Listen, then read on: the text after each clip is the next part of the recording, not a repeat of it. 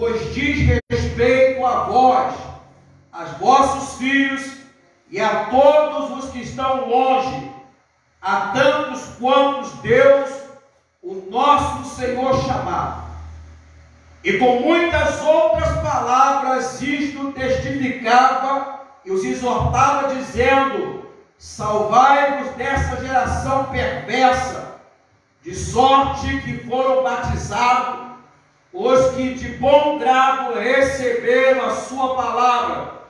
E naquele dia agregaram-se quase 3.000 almas, e perseveraram na doutrina dos apóstolos, e na comunhão, e no partir do pão, e nas orações. Em cada alma havia temor, e muitas maravilhas e sinais se faziam pelos apóstolos. E todos os que criam estavam juntos e tinham tudo em comum. Vendiam as suas propriedades e fazendas e repartiam com todos, segundo cada um tinha necessidade. E perseverando unânimes todos os dias no templo, e partindo o pão em casa, comiam junto com alegria e singeleza de coração, e louvando a Deus, e caindo na graça de todo o povo, e todos os dias acrescentava o Senhor à igreja aqueles que se haviam de salvar. Eu quero falar sobre as fases do surgimento da igreja. O Senhor ministrou essa palavra no meu coração e eu quero compartilhar com os irmãos para a glória do nome de Deus. Pai, em nome de Jesus, eu quero te adorar, quero te louvar, quero te enaltecer, quero te glorificar pela tua grandeza, pela tua soberania, pelo teu poder, pela tua graça, pelo teu favor, pelo teu amor, pela tua bondade, para com cada um de nós aqui nessa noite. E como eu te falo contigo neste dia, eu te peço em nome do Senhor Jesus de Nazaré, que o Senhor venha me capacitar, que o Senhor venha me dar graça, que o Senhor venha me dar sabedoria para explanar e colocar diante da tua casa tudo aquilo que o Senhor ministrou hoje pela manhã no meu coração. Abençoe a tua santíssima palavra, porque eu estou aqui com um canal teu, para que o nome do Senhor seja glorificado. Aleluia. Usa a minha vida para a glória do teu nome. Amém. Queridos, quando você começa a meditar nessa escritura de Atos dos Apóstolos, você vai perceber que Lucas, ele começa a narrativa dele dizendo que ele escreveu o primeiro tratado e ele vem trazendo de forma minuciosa e pormenorizada tudo aquilo que Jesus fez e tudo aquilo que Jesus ensinou. Então ele vem falando para Teófilo que ele fez o primeiro tratado, só que agora Lucas, ele está escrevendo o seu segundo tratado, e nesse segundo tratado, o objetivo dele é fazer um desenvolvimento de tudo que Jesus fez e ensinou no momento em que antes dele subir, Jesus então ele me fala, ele traz para mim, ele traz para nós aqui as fases do surgimento da igreja do Senhor. E a primeira fase que Jesus vem elencando aqui é a fase da promessa. E ele vai dizer no capítulo 1 que todos os seus discípulos deveriam esperar a promessa que do alto viria. Então ele começa a dizer para eles: ficai em Jerusalém, não se ausente de Jerusalém. A palavra da promessa que Jesus está dizendo aos seus discípulos: não se ausente ausente de Jerusalém. Não adianta ir para Samaria, não adianta ir para a Judeia, não adianta ir para os confins da terra, porque a promessa do surgimento daquilo que o alto vai derramar tem que estar em Jerusalém. Só vai receber quem estiver em Jerusalém, só vai receber poder quem estiver em Jerusalém, só vai receber a graça quem estiver em Jerusalém, só vai ser abençoado quem estiver em Jerusalém. Não adianta estar em outro lugar, não adianta estar em outra situação. Ele diz: ficai em Jerusalém, porque recebereis a virtude do Espírito Santo que há de vir sobre vós, e sereis minha testemunha, tanto em Jerusalém, em toda a Judéia, Samaria e até aos confins da terra. O que Jesus está dizendo, a promessa do surgimento daquilo que vem do alto vai começar aqui em Jerusalém. Tem que estar em Jerusalém. Por quê? Porque em Jerusalém vai descer poder, em Jerusalém vai descer graça, em Jerusalém vai descer unção, em Jerusalém vai descer revelação. A bênção está neste exato momento contida em Jerusalém. Eita glória! Tem que estar em Jerusalém. Glória!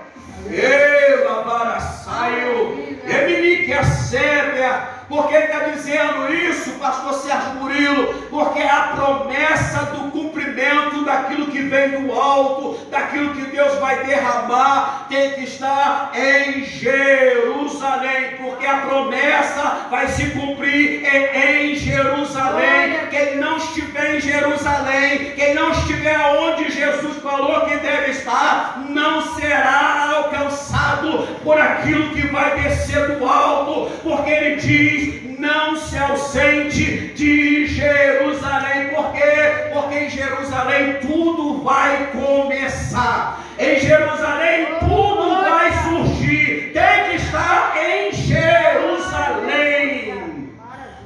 Em Jerusalém é onde a promessa se cumprirá. Onde teve morte, agora vai ter ressurreição. Porque antes que Jesus suba, ele ressuscita, ele fica 40 dias, ele aparece para mais de 500 pessoas, mas ele chega para os seus discípulos e diz: ficai em Jerusalém. Aleluia. Não adianta você estar em outro lugar, porque aquilo que Deus tem para fazer será aqui. Aleluia. Aquilo que Deus prometeu para essa casa vai acontecer aqui. A bênção que vai descer do alto, vem do céu para a terra, vai descer aqui, vai se cumprir aqui. A promessa é para quem está aqui. Se não estiver aqui, não vai receber aquilo que Deus tem para derramar em Jerusalém. Porque onde o céu vai descer é em Jerusalém. Oh, labaraçai, o que merevaraçai. Não adianta estar em outro lugar, não adianta estar em outra comunidade, não adianta estar na Judeia, não adianta estar em Samaria, não adianta estar em confins da terra, porque tudo primeiro vai acontecer em Jerusalém. Há uma promessa da parte de Deus que vai descer do alto, e Jesus falou para os seus discípulos: não se ausente de Jerusalém. Se você está entendendo o que eu estou pregando aqui nessa noite, então comece a glorificar o nome do Senhor, porque se você estiver em Jerusalém, se você estiver em um lugar aonde a bênção vai descer, então se prepara, porque vai chegar o momento do cumprimento dessa promessa na tua vida. Se Deus falou que vai te abençoar aqui, é aqui que você tem que estar. Se Deus falou que vai cumprir na tua vida, é aqui que Deus vai fazer aquilo que Ele está dizendo, porque Lucas vai relatar tudo aquilo que Jesus ensinou e fez. Ele está dizendo: o desenvolvimento daquilo que eu prometi vai começar em Jerusalém. Glória a Deus. Oh, eu estou sentindo Deus na casa.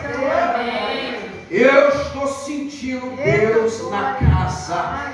Oh, lavaracão, turebaracão.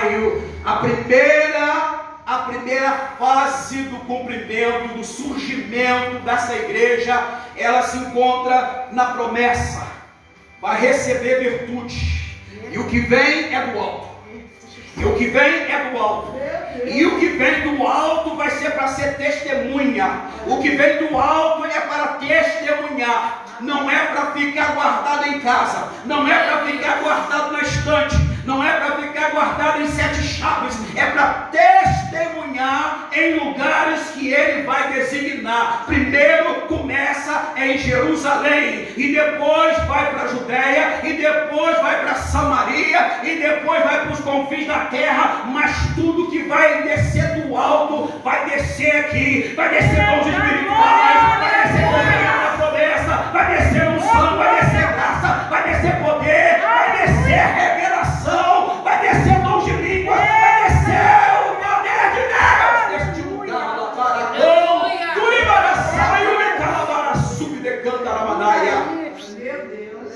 A segunda fase do surgimento, ele está falando da instituição e da organização.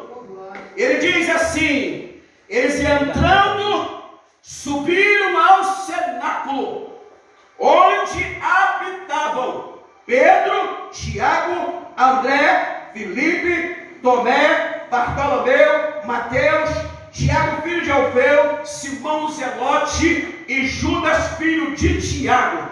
E ele diz que todos, sem exceção, perseveraram unânimes, ou seja, igualmente, no mesmo propósito, na mesma missão, no mesmo momento, na mesma graça, na mesma unção, no mesmo poder. Eles perseveravam em oração. Glória a Deus, é por aí. Eles perseveravam em oração e súplica. E eles oravam com as mulheres. Não era só privilégio dos homens, não era só privilégio dos apóstolos, era também privilégio das mulheres que estavam com eles. E ele diz assim, que eles perseveraram na oração. Por quê? Porque é na oração que tudo vai acontecer. Aleluia. É na oração que tudo vai ser mudado. É na oração que aquilo que não existe vai passar a existir como se já fosse. É na oração que o mover vai chegar. É na oração que a bênção vai descer. É na oração que o poder vai cair. É na oração que as coisas serão mudadas. A partir do momento que eles perseveraram na doutrina, na oração, as coisas começaram a acontecer em Jerusalém. Então você está aqui em Jerusalém, eu estou te convidando a você a estar perseverando na oração, continuando, porque Deus vai fazer o céu se abrir e algo do céu vai descer neste manto de calabasai de Ureberebácia. Aleluia, Deus. Tudo começou, bispo, pela oração. Se não tiver oração, nada acontece. Se não for pela oração, não há movimento. Se não for pela oração, não há derramamento de poder. Se não for pela oração, as coisas não vão acontecer. Notem que até para escolher mais um integrante do corpo de obreiros daquela igreja, eles foram para a oração. E Deus revelou que ele seria o que iria ocupar o lugar de Judas, o traidor.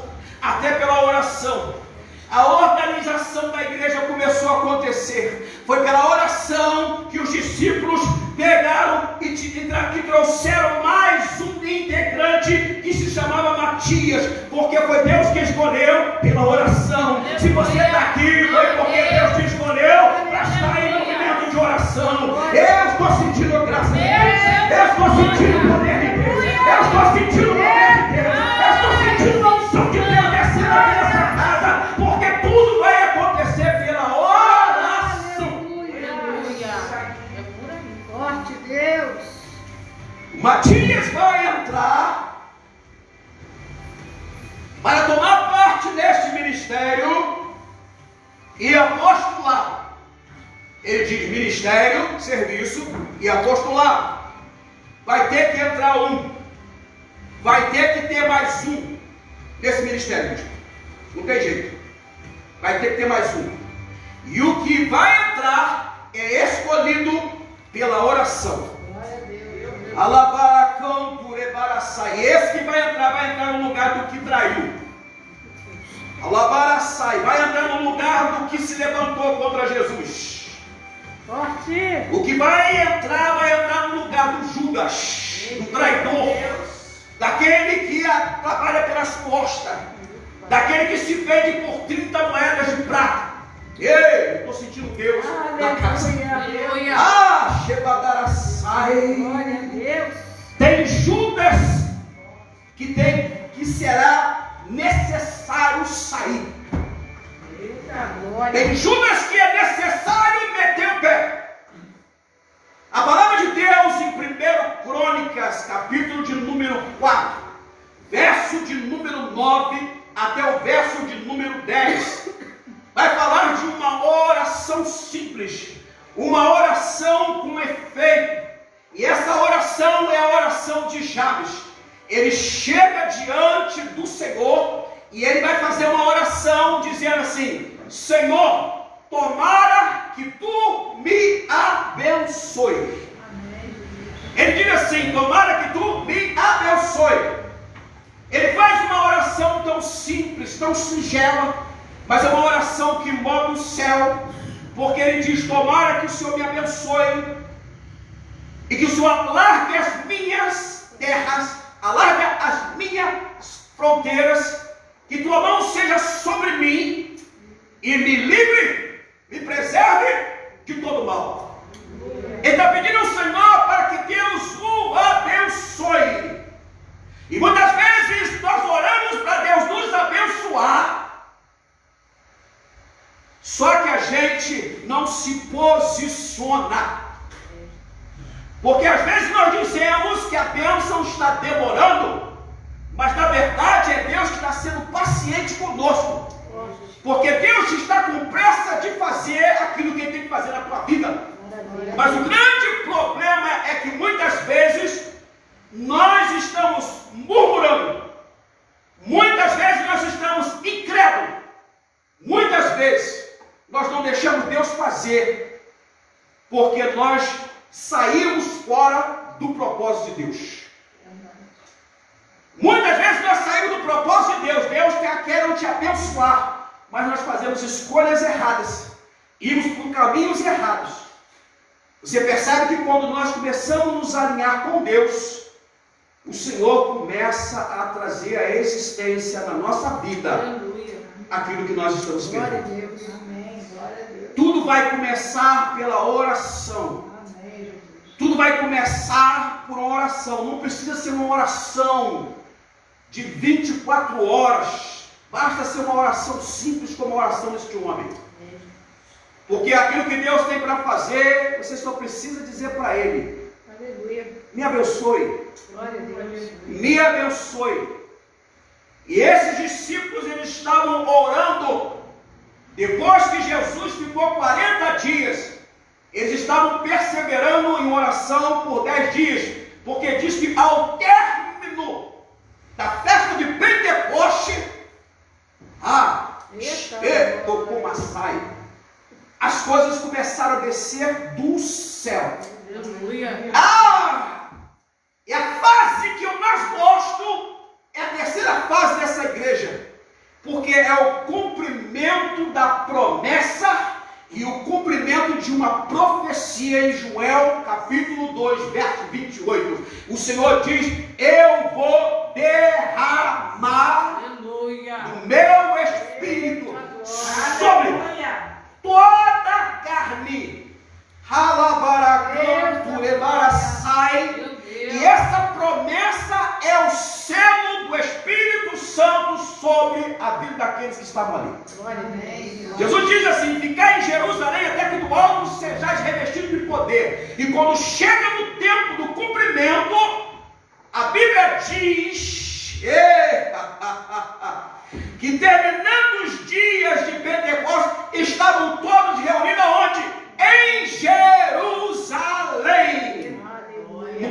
bênção, no lugar do cumprimento da profecia, no lugar onde a promessa foi feita, eles estavam reunidos e eles estavam todos no mesmo lugar. Tem que estar no mesmo lugar. Tem que estar no mesmo lugar. Jesus te falou que é para você ficar em Jerusalém, então fica em Jerusalém. Porque se tu estiver na Judéia, se tu estiver em Samaria, se tu estiver nos confins da terra, você não vai ver o cumprimento do que vai descer do céu. Porque o que vai descer do céu é grande. O que vai descer do céu é movimentar a terra. O que vai, meu Deus querido, o que vai descer do céu vai movimentar a terra. Glória a Deus. E ele diz assim, e de repente, vai ser no momento que você não vai perceber o que vai descer do alto, vai ser algo de repente. E se você não estiver preparado, se você não estiver no lugar, você não vai receber. Labaracão turabaraçaio. Acho que nerevara sai. De repente diz, a qualquer momento. A qualquer momento vai descer do céu, ou seja, de cima. Eu estou sentindo Deus na casa, eu estou sentindo algo extraordinário na casa. Eu estou sentindo o poder de Deus na casa. Eu estou sentindo a graça de Deus na casa. Eu estou sentindo a graça de Deus. A Bíblia diz que veio um som, veio um barulho. Vai fazer barulho, vai chamar a atenção, porque o que vem de cima. E diz que é um vento veemente. O que é isso? Ele vem com intensidade. O que ele vai fazer vai ser com intensidade. Aleluia. Ah, Jesus! Meu Deus, agora. Vem com a intensidade. Aleluia. E veemente significa ainda que vem agitando tudo. Vem agitando tudo.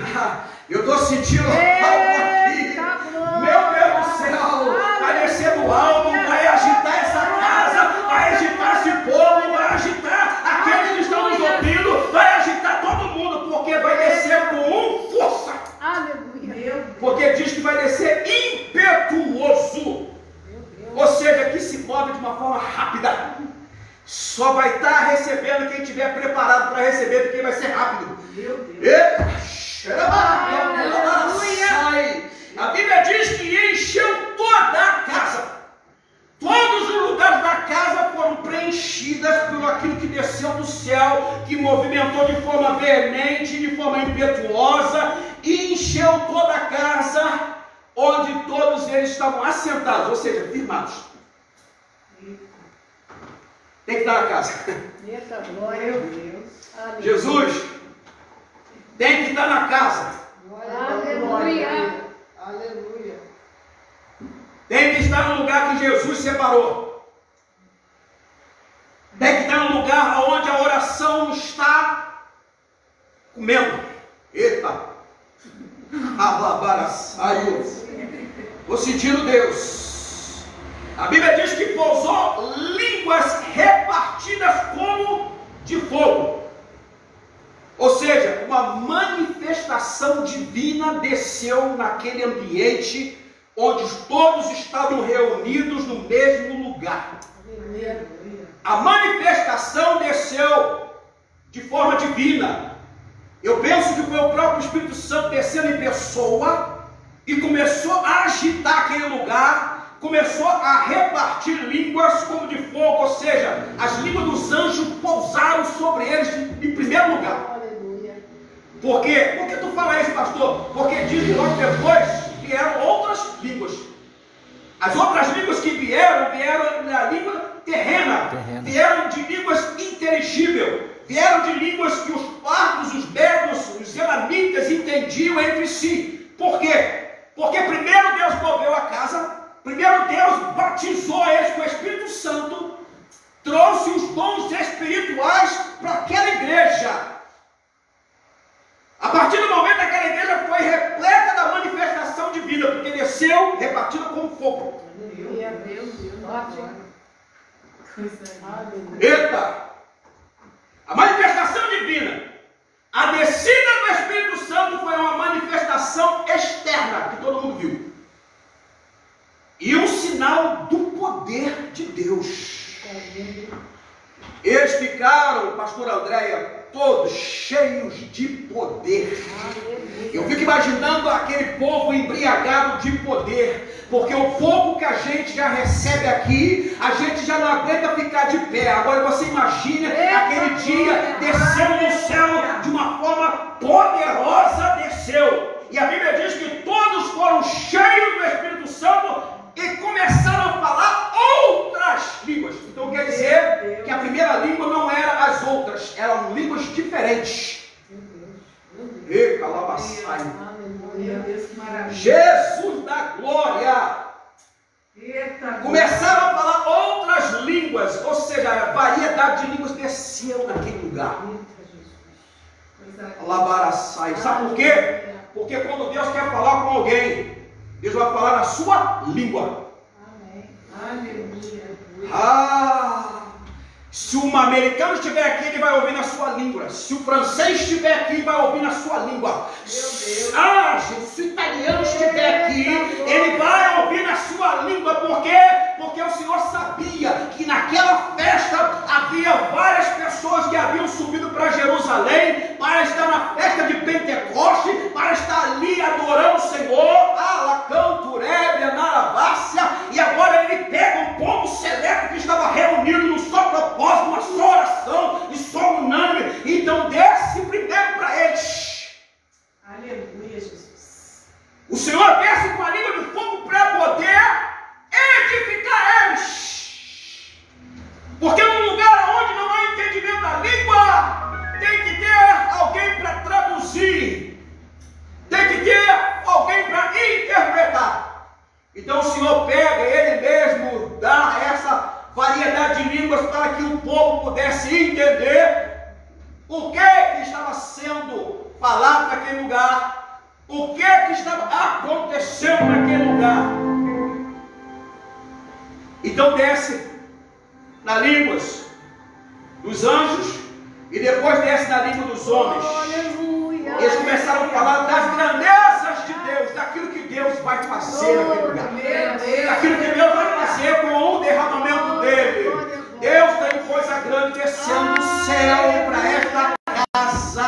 Vai descer de uma forma repentina, vai descer de uma forma poderosa, vai agitar este lugar, vai mover essa casa, vai mover esse povo, porque o que está descendo é com fogo. Eles começaram a falar das grandezas de Deus, porque Jesus começou a não só a fazer, mas a ensinar. O objetivo era trazer o que Jesus fez e o que Jesus ensinou. Propósito. A terceira fase do surgimento dessa igreja são os sinais. São os sinais. Aleluia. A Bíblia fala no capítulo 2, verso 37, que nós lemos aqui. Ela diz que ouviram eles compungiram em seu coração e perguntaram a Pedro e aos demais apóstolos: o que faremos, varões, irmãos? E Pedro diz: vocês têm que arrepender. Tem que se arrepender. Se não tem arrependimento, não tem mover na vida de vocês. Se não se arrepender, o que Deus tem para fazer não faz.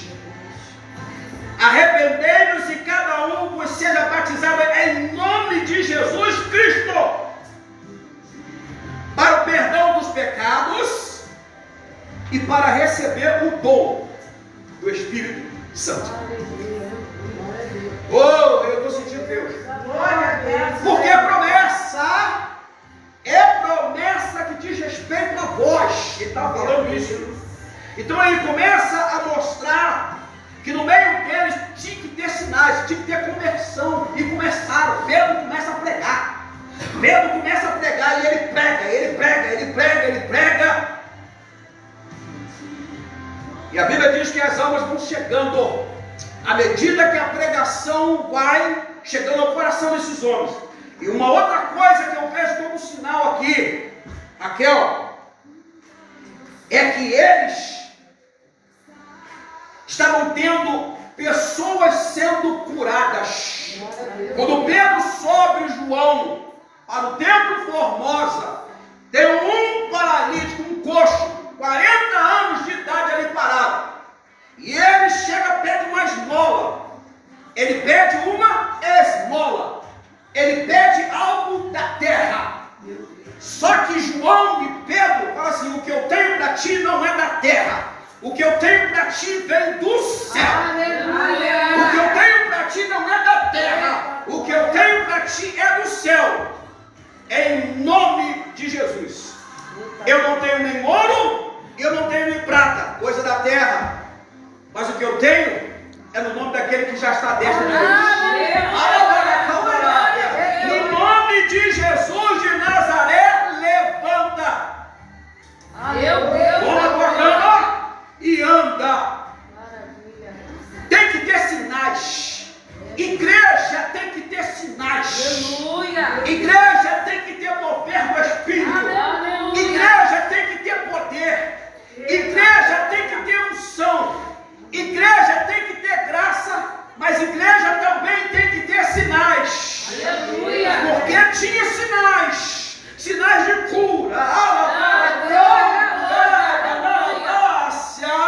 A fidelidade deles era tão grande que a Bíblia diz lá no capítulo 5, se não me engano, que quando eles vinham afluindo, porque a palavra estava chegando ao coração, eles punham os enfermos deitados nos lençóis, e a partir daquele momento Pedro passava e a sombra de Pedro curava. A igreja precisa ter sinais de cura sobrenatural. Ei, ele dizia assim: vamos colocar os enfermos aqui, porque se até a sombra de Pedro passar, vai curar. A sombra curava, era sinais. E isso mostrava fidelidade. Ei, Jesus está olhando para o teu coração nesta noite e está dizendo: tem sinais chegando, tem sinais chegando. Os enfermos eram levados para a rua, e quando eles estavam lá, a sombra de Pedro passava. As igrejas hoje, elas têm só um mover parcial. Sai, tem que ter sinais, tem que ter sinais de graça.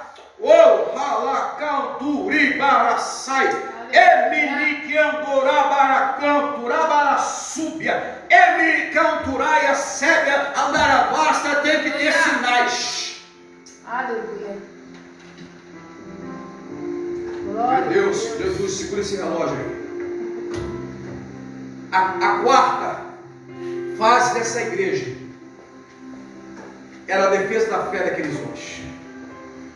Por quê, pastor? O capítulo 4. Deus da glória. O pessoal do Sinédrio, os religiosos, os incrédulos, eles vão chegar para Pedro e vai perguntar: em nome de quem? Em nome de quem vocês estão pregando? Em nome de quem vocês estão fazendo essas coisas? E ele diz: com que poder? E em nome de quem fizeste isso? Capítulo 4, verso 6. Diz que eles colocaram eles no meio. Colocaram no meio. Aí ele diz: seja conhecido de vós todos e de todo o povo de Israel, que em nome de Jesus de Nazaré, que nós estamos fazendo isso. Aleluia. Não é no meu nome, não é no nome do bispo, não é no nome da irmã Luci, não é no nome do irmão Renato, é no nome de Jesus de Nazaré que nós estamos fazendo todas essas coisas. É no nome de Jesus. Julgai justo, porque eles disseram assim: parem de pregar.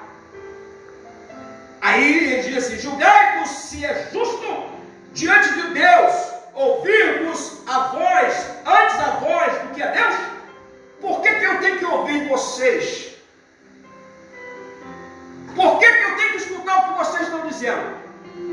Eu fui chamado para pregar. Eu fui chamado para ensinar. Eu fui chamado para anunciar. Então por que eu tenho que ouvir a voz? Antes a voz do que ouvir a Deus. Não podemos deixar de falar do que temos visto e ouvido. Porque o que eles estavam vendo era coisas extraordinárias que o céu trouxe para a terra. Então eles estão defendendo a terra. Eu não estou fazendo isso em nome de Jesus. E o que está acontecendo aqui é porque Ele está fazendo. Ele está operando. Ele está realizando. Ele que está no controle. Ele que está conduzindo. Aleluia. Eita glória. Glória a Deus. A quinta fase é a fase da comunhão. Está no capítulo 4, verso 32. Eles falam da contribuição. Uma igreja não funciona sem contribuição. Uma igreja não funciona sem recursos. Uma igreja não funciona porque a contribuição que eles traziam era algo que vinha do coração daqueles que criam. Porque só contribui na casa de Deus quem crê. Aleluia. E era um coração e alma da multidão dos que criam. E ninguém dizia que coisa alguma do que possuía era sua própria. Mas todas as coisas eram comuns, ou seja, era comum para todos eles. O cara ser ofertante, o cara ser dizimista, o cara abençoar a obra de Deus, isso para todo mundo era comum. Não era prerrogativa de alguns. Não era só de alguém. Era todos. Tinham o mesmo sentimento. É para a casa de Deus. É para o povo de Deus. É para fazer a obra de Deus. Essa igreja, ela vivia em comunhão. Não havia necessidade. Uma igreja de comunhão.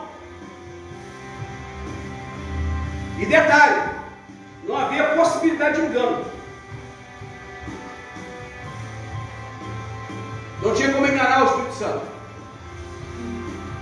A Bíblia diz que Ananias e Safira tentaram dar o nó. Aí Pedro, com muita sabedoria, ele diz assim: Ananias, guardando-a, não fica para ti? Vendida, não estava em teu poder? Então por que tu enganaste o Espírito Santo? Não adianta vir querer enganar Deus. Não adianta vir querer enganar Deus. Não adianta tentar mascarar. Porque Deus vê tudo, conhece tudo e sabe tudo. Porque formaste esse desígnio no teu coração. Porque você tentou fazer essa coisa errada. Por quê?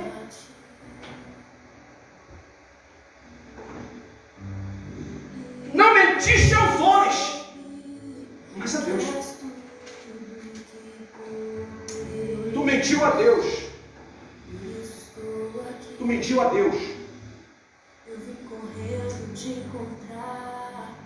Aí caiu morto. A mulher chega procurando o marido. Todo mundo já sabe da história. Ele diz assim: os homens que carregaram teu marido não aí. Aí ela também corre e vai embora. Porque quem engana Deus morre. Quem mente para Deus morre. Quem tenta dar o nó em Deus cai prostrado morto. Eu tenho que correr. Eu tenho que entregar tudo. A sexta fase era a necessidade de obreiros. A Bíblia diz que, ora, naqueles dias, crescendo o número dos discípulos, houve murmuração. Sempre tem aqueles camaradas que estão no meio da igreja murmurando. Não fazem nada e ficam murmurando.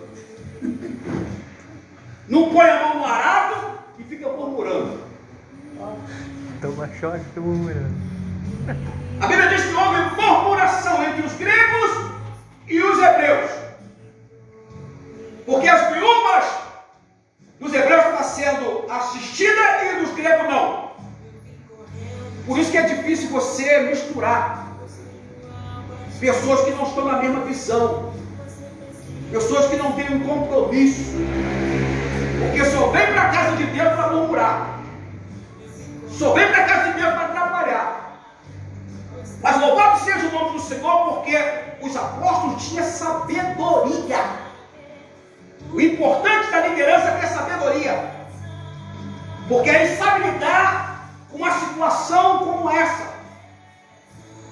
Aí eles se reúnem e dizem assim: vamos escolher 7 varões, mas tem que ser gente de boa reputação. E detalhe, tem que ter o selo, cheio do Espírito Santo. Está entendendo, bispo? Não é qualquer um que se levanta, não é qualquer um só porque gosta, que acha bonitinho. Tem que ser cheio, tem que ter reputação e tem que ser cheio. Ele diz assim: cheio do Espírito Santo e sabedoria para lidar com o povo. Não adianta botar gente carrancuda, gente mal encarada. Não adianta colocar pessoas, eita glória, pessoas grossas e mal educadas para lidar com o povo. Aleluia. Aí diz assim: aos quais constituamos sobre esse importante negócio. O que eles iam fazer como diáconos da igreja não era uma coisa banal, era algo importante. A função que eles iam exercer, meu Deus. Aleluia. Aí a Bíblia diz que eles disseram assim: vamos colocar eles para lidar com essa situação, porque nós precisamos, nós apóstolos, nós precisamos continuar na oração e no ministério da palavra. O ministério da palavra é muito importante dentro da igreja, assim como o ministério da oração é importante da igreja. E essas coisas que é importante, que não cabe aos apóstolos e os discípulos, eles dizem: vamos colocar 7. Eu quero dizer para você, irmão, tem lugar para todo mundo no reino. Aleluia. Tem lugar para todo mundo. Glória a Deus. Tem lugar. A Bíblia diz que havia um homem, e a Bíblia diz que esse homem se chamava Estevão, e ele era cheio de fé, era um cara crente. Porque para poder lidar com isso tem que ser crente, irmão, em Jesus. Eu digo em Jesus porque até o diabo é crente. E ele tinha algo extraordinário na vida dele, que ele era cheio de fé e ele tinha poder. Ele tinha autoridade. Para vocês terem ideia desse camarada, Anderson, esse camarada ele fazia prodígios. O que é prodígio? Através da vida do diácono, ele colocava a mão e fazia milagres. Deus usava o diácono da igreja, não era prerrogativa de Pedro, não era prerrogativa de João, não era prerrogativa de Tiago, não era prerrogativa dos 12, era para aqueles que tinham fé e autoridade. E dizia que ele fazia milagres, maravilhas. Milagre, prodígio significa milagres e maravilha, ou seja, é coisa sobrenatural que Estevão fazia. Agora você imagina um diácono cheio de autoridade e poder, ministrando dentro da casa do Senhor, as pessoas eram curadas, tinha maravilhas no meio, ou seja, coisas sobrenaturais estavam acontecendo no meio da igreja, mas não era só prerrogativa daqueles que eram líderes. Entenda uma coisa: não é só eu, não é só o bispo e a pastora que tem a nomenclatura de pastor. pastor, de bispo, que Deus vai usar nessa casa. Deus vai usar todos aqueles que têm fé. Aleluia. E Deus vai colocar autoridade para exercer. Glória a Deus. E através da tua mão. Aleluia. Sobrenatural. E diz assim: e grandes sinais entre o povo. O cara era tão cheio de autoridade, cheio de unção, cheio de graça, que tinha sinais no meio do povo. Isso mostrava que era Deus que estava usando ele. Não tinha como negar. Glória a Deus. Não tinha como negar. E eu encerro aqui com a última fase dessa igreja. Eu poderia elevar mais coisas aqui, mas não há mais tempo. A sétima fase dessa igreja é o que nós chamamos de perseguição. Meu Deus. Capítulo 6. A Bíblia diz que esse cara, ele fazia tantos sinais. Oh, lavarassuia. Ele fazia tantos sinais e maravilhas no meio do povo, que se levantaram pessoas que subornaram testemunhas para tentar derrubar o homem de Deus. Te prepara, porque quando Deus começar a te usar na terra, vai se levantar pessoas para tentar parar o teu ministério.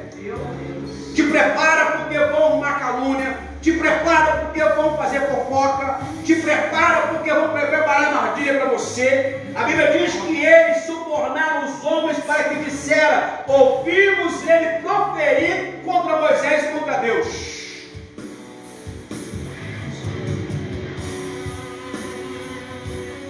Eles tentam subornar para que eles mentissem, para derrubar um grande homem de Deus. Te prepara, porque quando Deus começar a te usar na terra, quando Deus começar a fazer as maravilhas, quando Deus começar a fazer os prodígios através da tua vida, te prepara, porque vão se levantar pessoas contra a tua unção. Ela para campo,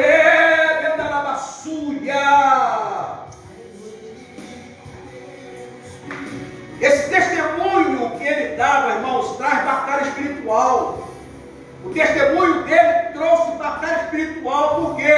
Porque é Deus te usando na terra, é Deus fazendo maravilhas, é Deus fazendo sinais. E quando Deus começa a usar alguém, você pode contar que sempre tem alguém que se levanta, um Sambalate, um Tobias, um Gesem, para poder dizer que aquilo que ele está fazendo não vai dar em nada.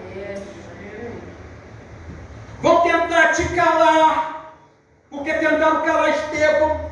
Vão tentar te calar, vão te caluniar. Os religiosos vão se levantar para dizer que aquilo que está acontecendo através da tua vida não é de Deus. Mas uma coisa não vão poder tirar de nós é o brilho da glória de Deus. Porque tentaram contra ele, mas a Bíblia diz que eles estavam olhando fixo para Estevão e o rosto dele começou a brilhar. Tem uma glória que está sobre a tua vida, tem uma glória que está sobre a minha vida. E isso, eles podem falar mal de ti, eles podem te caluniar, mas essa glória que está sobre a tua vida, que está sobre a minha vida, ninguém vai tirar, ninguém vai poder tirar, porque essa glória vem de Deus. Maravilha. E diz que quem tem o meu conselho, fixando os olhos nele, Deus. viu Aleluia. a glória de Deus. Maravilha. O seu rosto como o rosto de um anjo. Meu Deus. E eu encerro aqui. Vão tentar tirar teu brilho. Vão tentar te matar. Porque conseguiram matar Estevão, mas não conseguiram roubar a glória de Deus da vida dele. Porque ele falou assim: eu estou vendo o céu aberto, estou vendo Jesus assentado, Filho do Homem assentado à destra de Deus. Não vão tentar, não pode até tentar, mas não vão conseguir. Pode até tentar, mas não vão conseguir, porque a glória de Deus vai brilhar na tua vida. Tem coisa grande chegando para esta casa, porque quem estiver em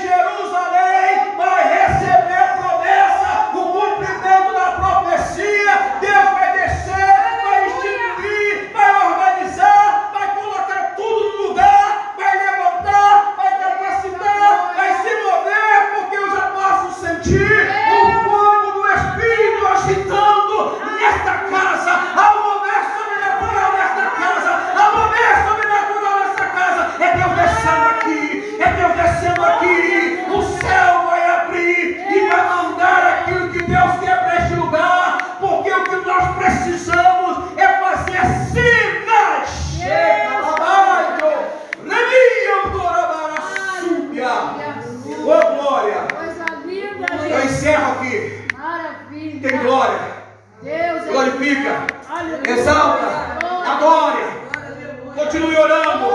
Continue orando.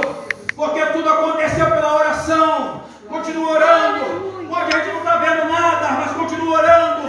Porque eles oraram o primeiro dia, eles oraram o segundo dia, eles oraram o terceiro dia, o quarto dia, o quinto dia, o sexto dia, no sétimo dia, no oitavo dia, no nono dia, quando completou o 10º dia, que fechou os 50 dias de Pentecoste, aí começou a vir um barulho no meio deles, e esse barulho entrou naquele lugar, e Deus veio com a manifestação divina dele sobre cada um que estava ali. Aleluia.